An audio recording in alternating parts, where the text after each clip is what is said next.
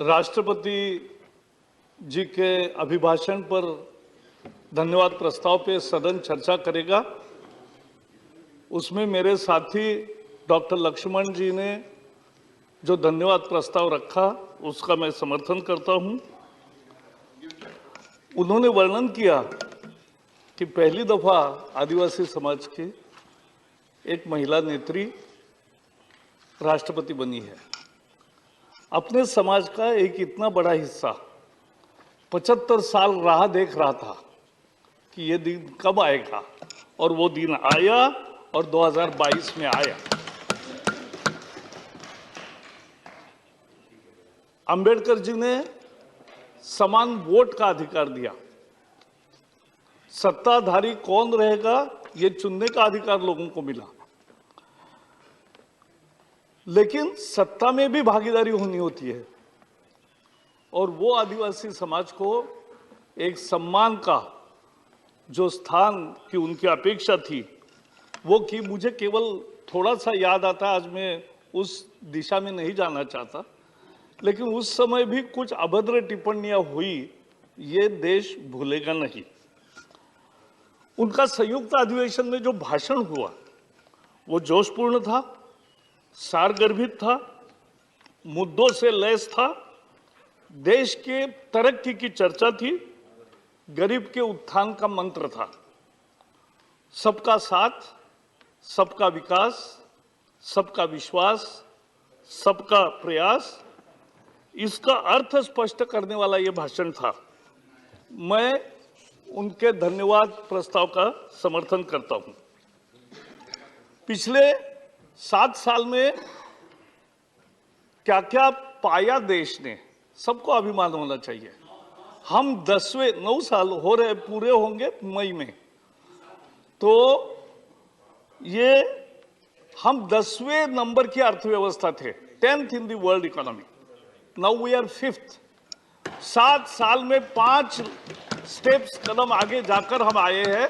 और उसमें एक निश्चित मुझे तो आनंद लगता है कि जिन्होंने हम पर 200 साल राज किया, उस ब्रिटेन को पछाड़कर हम 5वें स्थान पर आए हैं।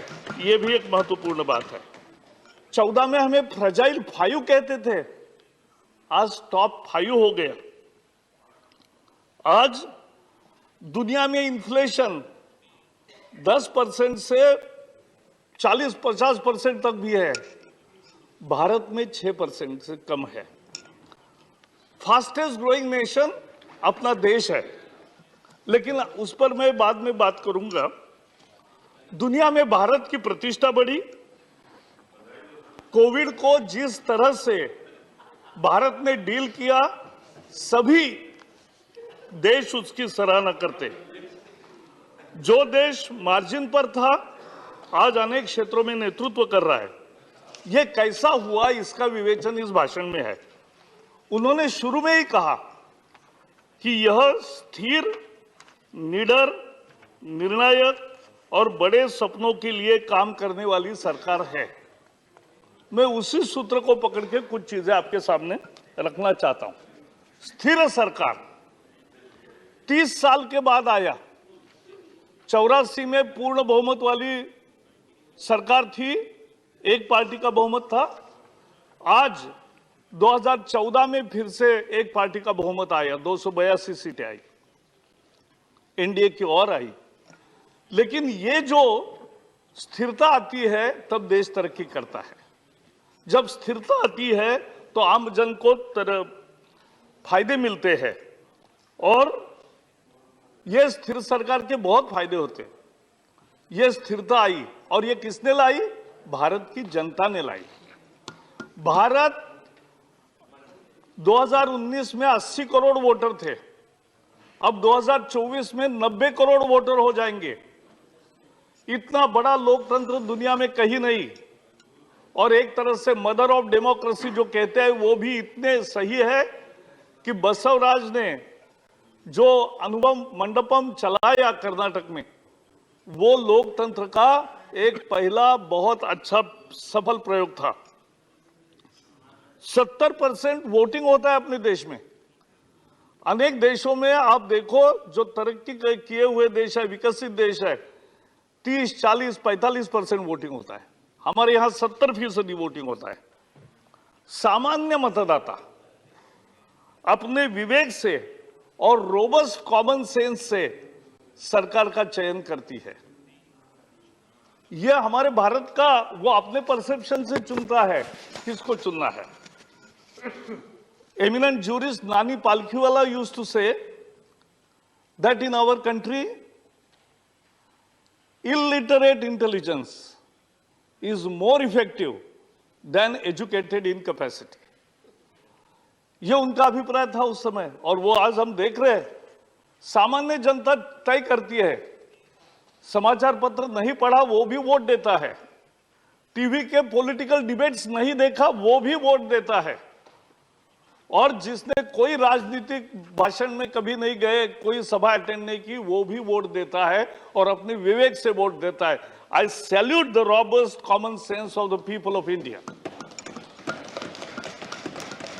इस रोबस्ट कॉमन सेंस ने अनेक बार राज्य में और केंद्र में सत्ता बदली, ये भी हमने देखा। और अच्छा काम करोगे तो यही सामान्य जनता बार बार आपको अवसर देती है। ये भी हम देखा है और देखेंगे भी, क्योंकि बार बार मोदी सरकार। We should be proud of our vibrant democracy. 30 साल देश ने अस्थिरता का अनुभव किया, उसका वर्णन मैंने किया, बहुत नुकसान हुआ। मोदी राज्य के प्रमुख और देश के सरकार के प्रमुख लगातार 21 साल हो गए। 2001 में उन्होंने 7 दिसंबर को शपथ ली थी। 21 साल पूरे हो गए और 21 साल में हर बार उनको ज्यादा जन समर्थन मिला है और लगातार वो सत्ता में बने हैं। ये एक तरह से लोकतांत्रिक देश में विक्रम है। ये गरीबों का आशीर्वाद मिला। कभी तो सोचो कि क्यों गरीब उनको अपना मानते हैं, गरीब उनको वोट क्यों देते हैं? क्योंकि केवल देश के लिए काम, परिवार नहीं, स्वार्थ नहीं, भ्रष्टाचार नहीं, दिवाली भी सैनिकों के साथ बिताते हैं। तो ये 21 साल में एक दिन भी छुट्टी नहीं, एक दिन भी बीमार नहीं, ऐसा तो किसी ने कभी नहीं देखा। लेकिन लगातार देश के लिए काम करना, और इसलिए उनके लिए हमारे पार्टी में एक नारा है, nation first, party next, self last. लेकिन मोदी जी को मैं देखता हूं तो मुझे लगता है nation first, nation first, nation first, यही उनका तरीका है। मेहनत की राजनीति है, प्रतिभा की राजनीति है, दूरदृष्टि की राजनीति। दूसरा मंत्र अंत्योदय। अंत्योदय में गरीब, पीड़ित, वंचितों का विकास, उपकार नहीं, दया नहीं, केवल कल्याण नहीं, एम्पावरमेंट, सशक्तिकरण, अपने पैरों पर खड़े होकर आगे बढ़ने का अवसर, इसका नाम है एम्पावरमेंट। वर्णन किया लक्ष्मण जी ने कि कितनी सुविधाएं गरीब के घर में आई, पूरा सैचुरेशन एक तरह से उसका बेसिक जीने के जो आवश्यक साधन है। और मैं एक एक उसका दूसरा ही रूप एक भी बताऊंगा। टॉयलेट हुए 12 करोड़। हम जब भी, आप सब लोग जब टूर को निकलते थे, प्रवास में जाते थे, तो हमेशा लोग पानी का लोटा लेकर जाने वाले लोग हम देखते थे। लेकिन अब नहीं दिखता है। और केवल इतना ही नहीं, यहां जो डॉक्टर बैठे हैं उनको भी पूछो, वो रेलवे स्टेशन पर जो गंदगी होती थी, जो शहर में गंदगी होती थी, उसके कारण, मैं वही बता रहा हूं, तो उसके कारण जो डायरिया से कितनी मौतें हर साल होती थी, क्योंकि पेट में इंफेक्शन जाता था। लेकिन अब ये स्वच्छता बढ़ने के बाद और टॉयलेट होने के बाद ये लगभग खत्म के कगार पर है और डायरिया की डेथ नहीं होती। आपके डॉक्टर मित्रों को पूछिए, ये मेरे साथ डॉक्टर बैठे ही है यार। तो हाँ, डॉक्टर भगवत कराड़ डॉक्टर है, इज अ गुड सर्जन। पीछे भी डॉक्टर है, देखो भारती जी बहुत है। आप सभी पेशेंट का इलाज करने के लिए यहाँ बहुत डॉक्टर है। माननीय एक मिनट प्लीज, मैं जरा आज कुछ विचार जावेडकर जी रखना एड्रेस चाहता करिए हूं। चेयर की तरफ। तो गैस, बिजली, नल का पानी इतनी आसान चीज नहीं है सर। हमने सबने देखा है कि कितनी दूर से महिला लाती थी पानी, अब घर में आएगा। मेरे घर में चौथी तक बिजली नहीं थी, बिजली आई, कितना आनंद आया। नहीं तो लालटेन में हम गुजारा करते थे, लालटेन में पढ़ाई करते थे, वो बदल गया। आयुष्मान योजना से कितनी जिंदगियां, 4 करोड़ लोगों को मुफ्त इलाज मिला है। एक नई चीज बताता हूं, आज तक रूरल एरिया में बीमा कोई लोग खरीदते नहीं थे। Nobody was taking purchasing policies, insurance policies, और नहीं उसका करते थे। लेकिन अब 24 करोड़ लोगों ने बीमा, जीवन ज्योति बीमा और सुरक्षा बीमा योजना, ये दोनों लिया है। Sir, I was serving with bank of Maharashtra. राष्ट्रीयकरण के बाद हम तुरंत लगे थे, गरीब के लिए दरवाजे खुले, ऐसा उस समय बहुत कहा गया। लेकिन फाइनली क्या हुआ, 2014 में जब गिनती हुई तो 50 करोड़ लोग, 47 करोड़ लोग ऐसे थे जिनका अकाउंट नहीं था, और 47 महीने में 47 करोड़ जनधन खाते खुले। ये देश में हुई एक बड़ी क्रांति है, हम भूल नहीं सकते। ये जैम ट्रिनिटी, जनधन, आधार, सर आधार हर एक के पास आया, 130 करोड़ आधार आए। नंदन नीलेकणी ने अपने एक लेख में लिखा है कि आपको मालूम है नंदन नीलेकणी प्रसिद्ध व्यवसायी है, विशेषज्ञ है, कांग्रेस के उम्मीदवार भी थे बंगलोर में और हार गए, आनंद कुमार जीत गए। लेकिन वो आधार के प्रमुख थे। तो मोदी जी ने उनको बुलाया, उन्होंने अपने मोदी एट 20 इस किताब में भी उनका ये लेख है। उन्होंने कहा कि मुझे लगा अब तो मैं इतना भूमिका लिया हूं तो मेरा तो जॉब नहीं रहेगा, दूसरे किसी को देंगे। लेकिन मोदी जी ने कहा कि पूरे 3 घंटे उनका प्रेजेंटेशन लिया और उन्होंने लिखा है कि ये एक मुख्यमंत्री थे, गुजरात के थे, तब भी मैंने देखा उनको विषय समझ रहा था। और उन्होंने कहा कि बाकी सब भूल जाओ, आप ही ये काम पूरा करोगे। तब तक केवल 30 करोड़ आधार बांटते गए थे। उन्होंने कहा 130 करोड़ आधार बांटने तक आप ही काम करोगे, ये मेरा आशीर्वाद है। ये this is the difference of leadership. Direct benefit transfer जिसका उल्लेख किया, राजीव गांधी 100 रुपए में 15 रुपए मिलते थे इसलिए आलाप प्रकट करते थे। लेकिन अब 100 के 100 रुपए जाते, और कितने गए सर? 3 साल में 26 लाख करोड़ रुपए गरीबों के खाते में गए। ये कभी दुनिया में कहीं किसी देश में नहीं हुआ है। 26 lakh crore, not a small amount. और उसमें विशेषता यह है कि अनेक लाभार्थियों के नाम झूठे थे। बोगस आइडेंटिटी कार्ड बनाना, बोगस ये सब अपनी एंट्री करना लाभार्थी में, ये पहले होता था। ऐसे लाखों झूठे लाभार्थी आधार, जनधन और मोबाइल के कनेक्टिविटी के कारण ये सब बाहर हो गए, और ये जो लीकेजेस थे इस तरह के वो भी खत्म हो गए। गरीब को कौशल चाहिए, नौकरी चाहिए, जिसका उल्लेख किया उन्होंने कि स्वनिधि योजना दी, मुद्रा योजना का मैं बताऊंगा ही, और शिक्षा मिले, शिक्षा अच्छी मिले। जो नई नेशनल एजुकेशन पॉलिसी आई है वो समझने जैसी है। अर्ली चाइल्डहुड एजुकेशन, 3रे उम्र से लेकर 8वीं उम्र तक उसका पूरा विकास हो, कॉग्निटिव स्किल्स का, क्रिटिकल थिंकिंग का, भाषा का, ये उसके लिए है। उसमें परीक्षा नहीं है, इम्तिहान नहीं है, पुस्तक नहीं है, किताब नहीं, कुछ नहीं। Early childhood education will change Indian education for better in coming years. उसमें जो हायर एजुकेशन है, at the higher education and एक काम हुआ है कि फ्लेक्सिबिलिटी दी है। एक साथ 2 डिग्रीज करने की अनुमति मिल गई, आदेश भी निकल गया। उसके बाद उन्होंने फ्लेक्सिबिलिटी में आपके जो मार्क्स है, 1 ईयर काम किया, 1 साल घर में मदद करने की जरूरत है, आप छुट्टी ले सकते हैं, तीसरे वर्ष में दूसरे साल में जो आना है वो आ सकते हैं।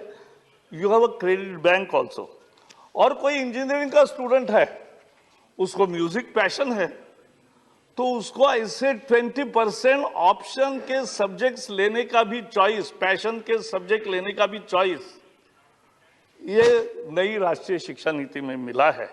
तो ऐसे बहुत काम है। बड़े फैसले जिसका उल्लेख किया लक्ष्मण जी ने कि 370 हुआ इसीलिए लाल चौक में झंडा फहरा सके, कम से कम मान्य करना चाहिए। पहले कुछ दिन तो विवाद भी था, लगाएंगे कि नहीं लगाएंगे, लेकिन मुझे याद है जब मुरली मनोहर जोशी जी गए थे, तब की सरकार ने आग्रह किया था कि मत जाइए, द एटमॉस्फियर विल गेट विशिएटेड। कैसे विशिएट होता? भारत में भारत का झंडा नहीं फहराओगे तो कहां फहराओगे? और अब एक देखो, कांग्रेस के हमारे मित्र सदस्य थे नवीन जिंदल जी ने एक कोर्ट में याचिका की। वो हमेशा राष्ट्रध्वज सबको हमें बांटते थे, और उन्होंने कहा कि राष्ट्रध्वज लगाने की परमिशन मिलनी चाहिए। 75 साल हुए लेकिन नहीं हुआ था। क्यों नहीं किया? एक नियम बदलना था। नियम यह था कि केवल सरकारी दफ्तरों में 15 अगस्त, 26 जनवरी और परमानेंट भी लगाना है तो केवल सरकारी ऑफिस में, और वो भी सूर्योदय के बाद और सूर्यास्त के पहले निकालना है। ये सब था बंधन। मोदी जी ने एक नियम बदल दिया। आज लाखों दुकानों पर हम झंडे देख रहे, लाखों वाहनों पर झंडे दिख रहे, लाखों घरों पर राष्ट्रध्वज दिख रहा है। अरे ये देश को तैयार करने का एक तरीका रहता है कि देश की देश भावना जो होती है वो जगती है। क्यों नहीं किया?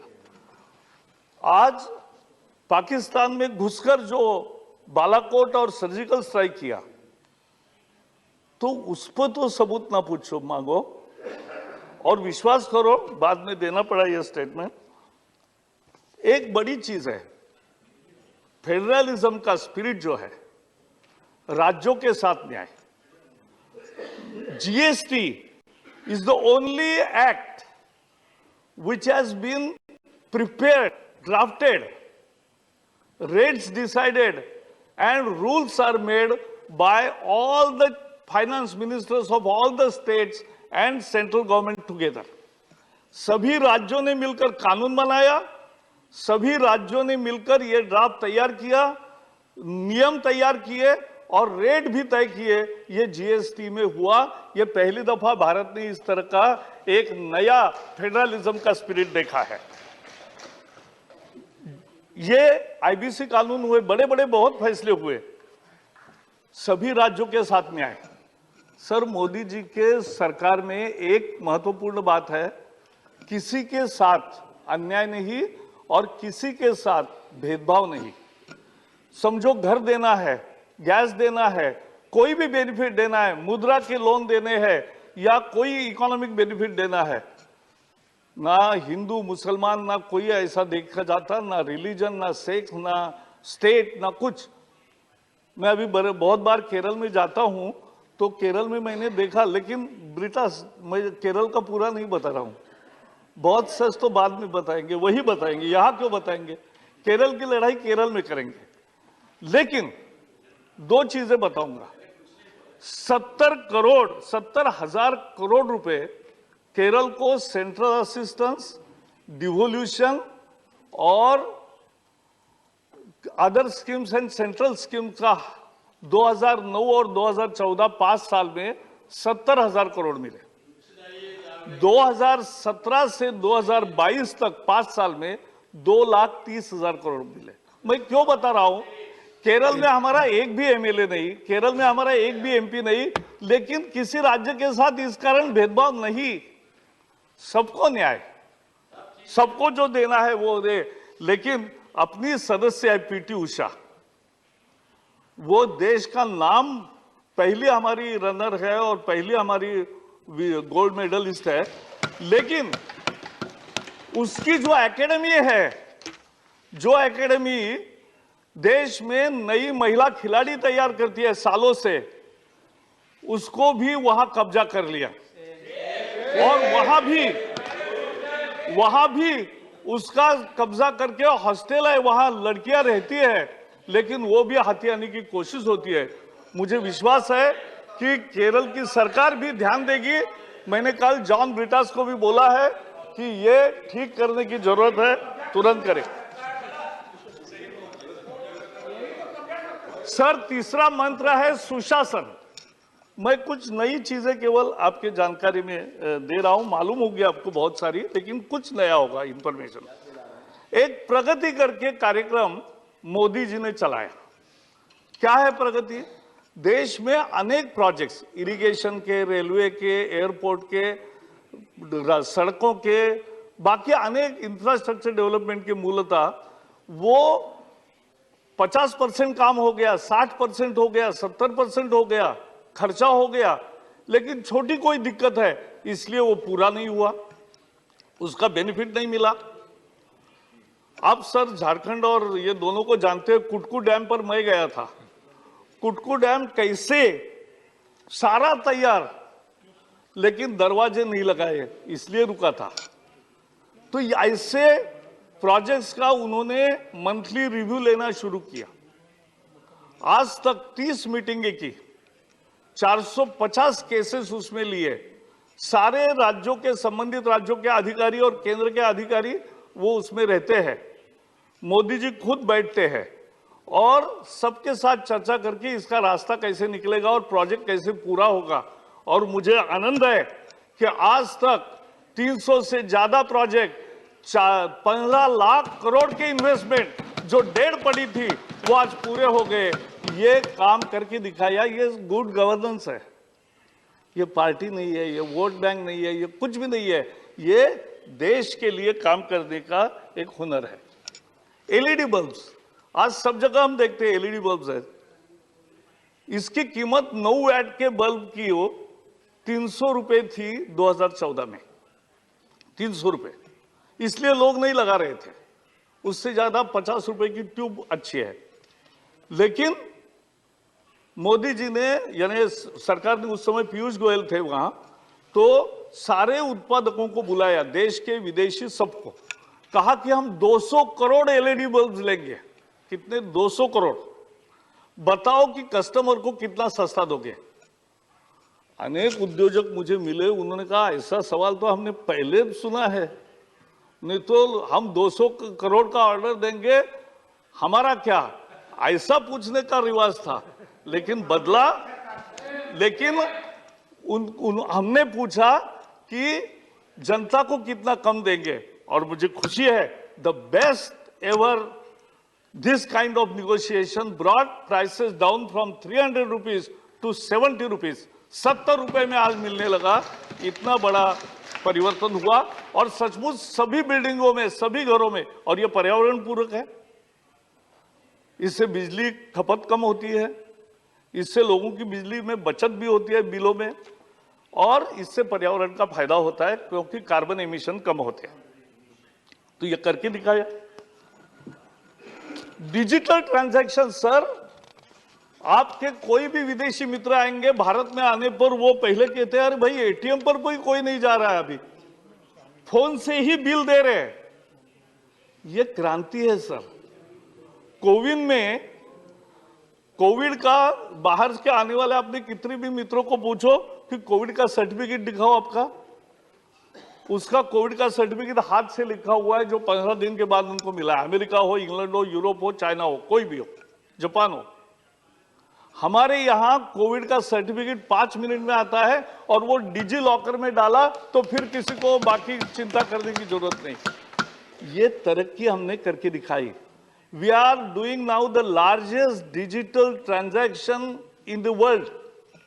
सर, एक बहुत आपको रुचि आएगी उसमें कि हमारे यहाँ महाराष्ट्र में एक दिन होता है बैलों का पूजन करना होता है, पोड़ा बोलते हैं उसको, तो वो हम करते हैं। तो अब शहरों में तो बैल होते नहीं है, तो वो कोई ना कोई लाता है। तो मैंने कहा कि भाई है क्या, देखो जरा बैल अपने यहाँ कोई आया है तो उसको घास देना है, उसको थोड़ा पैसा देना है, तो उसकी रक्षा वो ठीक होगी। तो मैं गया, नीचे गया तो वहां उसके सिंगों में क्यूआर कोड लगाया था। ये यहां तक देश आ गया, क्यूआर कोड से बैल को जो देना है दे दो। तो ये हो सकता है, ये भारत की तरक्की है, डिजिटल प्रोग्रेस। आज गवर्नमेंट ने जीईएम माने गवर्नमेंट ई मार्केट तैयार किया। 4 लाख करोड़ से ज्यादा सरकारी कार्यालयों में जो कागज, पेंसिल, पेन, जो टाइपराइटर, कंप्यूटर, ये जो लेना होता है, इस सबका अब ऑक्शन होता है। 15 दिन में वस्तु आती है। पहले की सारी दिक्कत वाली प्रोसेस खत्म हुई है। कोविड में हमने अद्भुत काम किया, दुनिया ने माना। मुझे याद है चीन में जब जनवरी 2020 में पहला पेशेंट मरा वहां, तो कैबिनेट में मोदी जी ने कहा कि यह संकट गहरा है, यह हमें भी आएगा। और उसी दिन से उनके दृष्टि में पक्का था कि वैक्सीन तैयार करना एकमात्र उपाय है। वैक्सीन, एक ही देश ऐसा है कि जिन्होंने वैक्सीन के प्रमोट करने के लिए, शोध करने के लिए 3-3 हजार करोड़ रुपए दिए। और आज भारत एकमात्र देश है जिनके 4 वैक्सीन आज तैयार है और चारों वैक्सीन आज काम कर रहे हैं।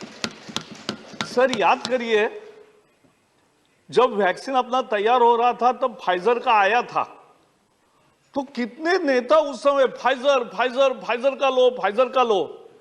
आज वापस जाके देखो, Pfizer is less effective and more side effects. और कोवैक्सीन आया तो अपने यहां बैठे हुए अनेक सदस्यों ने भी कहा कि ये तो रिस्क में डालने जैसा है जान, और ये तो टेस्टेड नहीं है, ये कि क्या क्या आपत्तियां उठाई। लेकिन मोदी जी ऐसे टिप्पणियों पर कोई उल्टा उत्तर नहीं देते। उनका जब नंबर आया वैक्सीनेशन के लिए तो वो गए और उन्होंने कोवैक्सीन लिया। उसी दिन से उस पर की सारी टिप्पणियां बंद हो गई, क्योंकि खुद प्रधानमंत्री ने लेकर दिखाया कि मेरी जिंदगी खतरे में है, ऐसा आपको कहना है तो है, लेकिन मैं कोवैक्सीन लूंगा। तो ये करके दिखाया। कोविड में अनेक लोगों ने बहुत कमेंट्स किए पहले, आपको भी याद होगा कि क्या थालियां बजा रहे हो, क्या तालियां बजा रहे हो।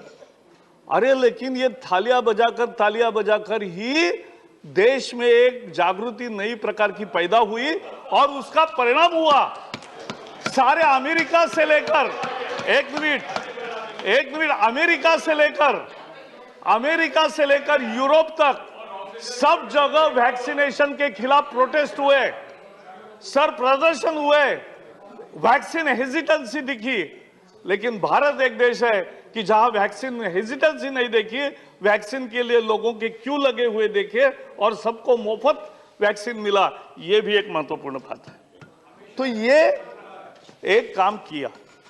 सर, आपको और एक बड़ी अच्छी बात है कि एक अलग सोच होती है।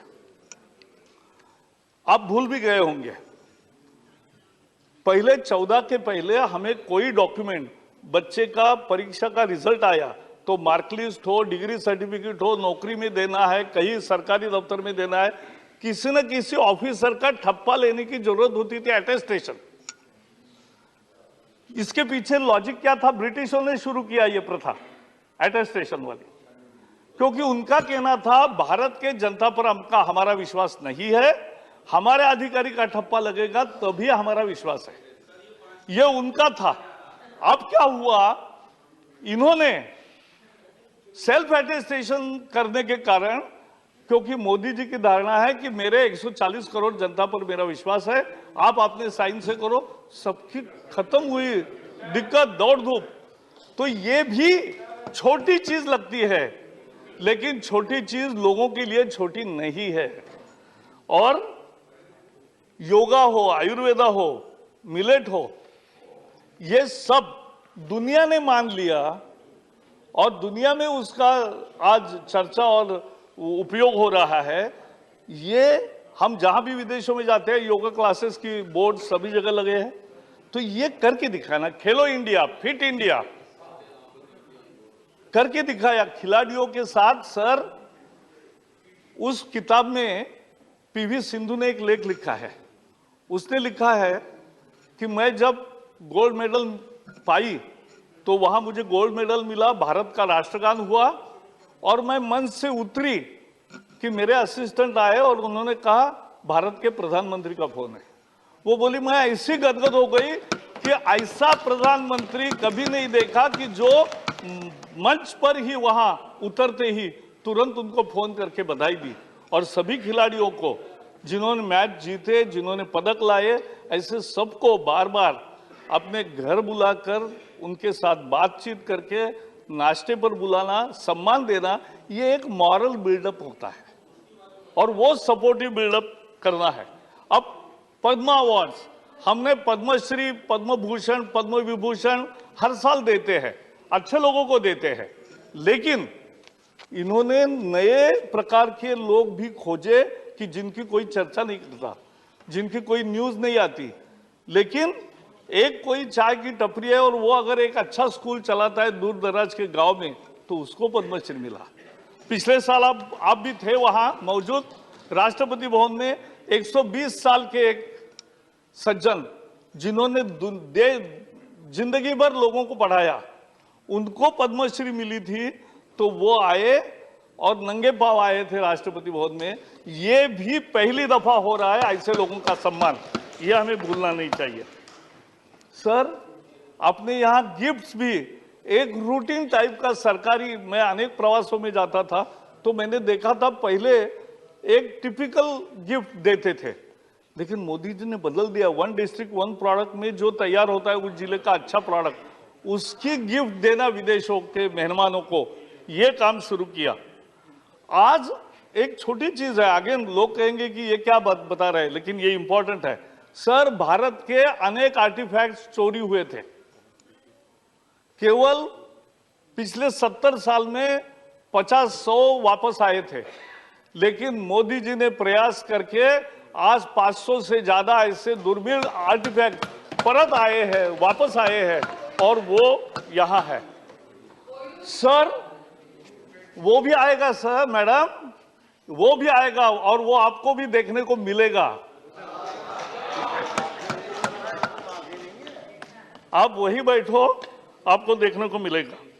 अमृत महोत्सव, सर, हवाई जहाज में जाते समय जिसका नाम कभी हमने इतिहास में सुना नहीं, लेकिन जिसने पराक्रम किया उसका भी अनाउंसमेंट हम रोज सुनते हैं, बाकी भी होता है। तो ये एक नई कल्पना है ना। दूरदर्शन पे सर हमने एक सीरियल शुरू की, ऐसे जो real stories of freedom fight जिन्होंने किया, ऐसे सब लोगों के सीरियल में हर शनिवार रविवार को वो प्रकाशित होता है। अमृत काल की कल्पना, 25 years vision of developed India and a programme for that. आज बजट पे चर्चा करने की जरूरत नहीं, क्योंकि बजट में उसकी एक बेसिक नींव रखी गई है कि 25 साल हम कैसा विकास करेंगे। और एक भारत श्रेष्ठ भारत का जो वर्णन किया, भाई यहां अभी कुछ मेरे मित्र नहीं है, लेकिन एक एक विश्वविद्यालय में सभी प्रदेशों से छात्र होते हैं। हमने शुरू किया कार्यक्रम कि सभी प्रदेश अपना अपने डांस, अपना कलिनरी, अपना फेस्टिवल्स, वो सब एक साथ सेलिब्रेट करेंगे। कितनी अच्छी चीज है, एक भारत के सभी भाषाओं के प्रति आदर भाव, भारत के सभी राज्यों के प्रति आदर भाव, ये बढ़ाने का ये कार्यक्रम है और ये आज चल रहा है। आज लास्ट 2 मुद्दे मेरे सर, महंगाई का जैसा मैंने वर्णन किया, हमारी 6% पे है, बाकी जगह 15 और 50% पे भी है, और पाकिस्तान की क्या दशा है वो आप देख रहे हैं, बाकी भी दुनिया में देखा है। तो ये inflation management was not a easy job, it was most difficult job, but continuous monitoring and immediate remedial actions have resulted in managing in better way the inflation in this country. Last but not least, सब लोग पूछते हैं रोजगार कहाँ है, बताता हूं रोजगार कहाँ है। आपके पास लोग आते नहीं क्योंकि लोग रोजगार में है, बेरोजगार नहीं है। तो ये मैं आपको बताता हूं, PLI सर 4 लाख करोड़ रुपए का प्रोडक्शन लिंक्ड इंसेंटिव ये दिया है, और उससे अब तो सेमीकंडक्टर चिप्स भी। मैं ताइवान गया था 10 साल पहले, तो ताइवान में मैंने देखा एक छोटा सा जिला, लेकिन नहीं उसके पहले आपके समय भी हम जाते थे कहीं, तो ताइवान में एक छोटा जिले जितना सा देश, लेकिन पूरे दुनिया की चिप्स बनाने का वो केंद्र बना है। तो ये चिप्स भी हमारे यहाँ बने, और बाकी भी प्रोडक्शन एक्सपोर्ट करने वाला बढ़े, और यहाँ मैन्युफैक्चरिंग अब बने। मोबाइल फोन हम 90% इंपोर्ट करते थे, अब देश में लगने वाला लगभग सारा मोबाइल फोन यही बनता है, और उल्टा बहुत बड़े मात्रा में एक्सपोर्ट भी होता है। ये पहली दफा करके दिखा। This is PLI, result of PLI। Sir, मुद्रा लोन 34 करोड़ दिए हैं, और 34 करोड़ लोगों को 50,000 रुपए से 10 लाख रुपए तक मिले हैं। उन्होंने कुछ न कुछ छोटा छोटा काम शुरू किया, उनको रोजगार मिला। मैंने तो अनेक सैकड़ों जगह में गया हूं जहां 10 लाख रुपए मिले, उन्होंने 4-5 लोगों को और रोजगार दिया, उनका धंधा अच्छा चला, वो बढ़ता रहा। और उसका NPA नहीं है मैडम सर, NPA नहीं है, बहुत 2%, 3% इतना ही है। तो ये एक स्कीम है। और मैं बैंक ऑफ महाराष्ट्र में एम्प्लॉयमेंट प्रमोशन का काम देखता था, तब मैंने महसूस किया है कि अगर कोई स्वरोजगार तैयार करता है तो वो तो एम्प्लॉयड होता है ही, लेकिन साथ में और एक आध को, 2 को या ज्यादा लोगों को नौकरियां यानी जॉब्स देता है। नौकरियां माने केवल गवर्नमेंट नौकरी नहीं होती, जॉब्स होते हैं। स्वाभिमान से मेहनत करके जिंदगी का यापन करना, इसका नाम स्वयं रोजगार होता है, और वो जिंदगी स्वाभिमान से जीते हैं गरीब लोग। और इसलिए 34 करोड़ अगर मिले हैं तो मैं किसी भी बहस के लिए तैयार हूं कि कम से कम 17 करोड़ जॉब्स नए तैयार हुए हैं। ये मैं आपको चैलेंज दे रहा हूं, और मैं इसके लिए पूरा डिबेट करने के लिए तैयार हूं। लेकिन हाँ सुनो, गवर्नमेंट जॉब्स भी 10-10 लाख के अभी 3 बार अपॉइंटमेंट्स हुए, और हर साल हो ही रहे हैं। फिर हर महीने sir 15 lakh employees provident fund के नए अकाउंट्स खुल रहे हैं नेट, क्योंकि कुछ जाते हैं रिटायर होते हैं, कुछ नए आते हैं। तो net increase is 15 lakh per month, 1 crore 80 lakhs per year. It's not a small achievement. It is the proof of new employment created. Sir, एक जाके जरा ई श्रम पोर्टल, ये भी लोग मेरे मित्र देखें, ई श्रम पोर्टल है। 28 करोड़ लोगों ने लिखा है कि मैं क्या काम कर रहा हूं, मैं जीवन यापन कैसा कर रहा हूं, और उसका सारा रजिस्टर तैयार है। उनको अभी सोशल सिक्योरिटी बेनिफिट्स भी मिलेंगे, लेकिन 28 करोड़ लोगों ने लिखा है कि मैं कैसे जीवन यापन करता हूं, मैं क्या रोजगार करता हूं। और उसमें EPFO वाले नहीं है, जिनका प्रोविडेंट फंड है वो नहीं है उसमें। नॉन प्रोविडेंट फंड जॉब्स, उसका वो सर्वे है, वो आप देख लीजिए। और खुद भरा है, दूसरे किसी ने नहीं भरा है। Startup India sir, startup India 2014 में 4-5 हजार थे, आज 80,000 स्टार्टअप है और लाखों लोगों को वो रोजगार दे रहे हैं, नए आइडियाज है, दुनिया में एक्सपोर्ट कर रहे हैं। Stand up India, sir, schedule caste, schedule tribe और विमेन एंटरप्रेन्योर्स को 1 करोड़ तक का कर्जा 3% ब्याज पर विदाउट एनी कोलैटरल गारंटी ये दी जाती है स्टैंड अप में। और आज 2-2.5 लाख से ज्यादा ऐसी महिला उद्यमियां तैयार हुई है। These are real stories, inspiring stories of success of India and we all should be. Last but not least, sir, we want innovation led development, क्योंकि only those countries will prosper which will innovate. मैं Steve Jobs को मिला था, 2 दिन उनके साथ था। मैं महाराष्ट्र का तब आईटी टास्क फोर्स का चेयरमैन था। तो उस समय आईफोन निकला नहीं था, लेकिन उसकी विजन क्लियर थी। वो हाथ में ऐसा दिखा कि मैं एक ऐसा हैंडहेल्ड तैयार कर रहा हूं कि जो लोगों की जिंदगी बदल देगा और इतने इतने फीचर्स होंगे। हमें लगा ये डे ड्रीमिंग कर रहा है, लेकिन हुआ। तो शोध ऐसे ही होते हैं।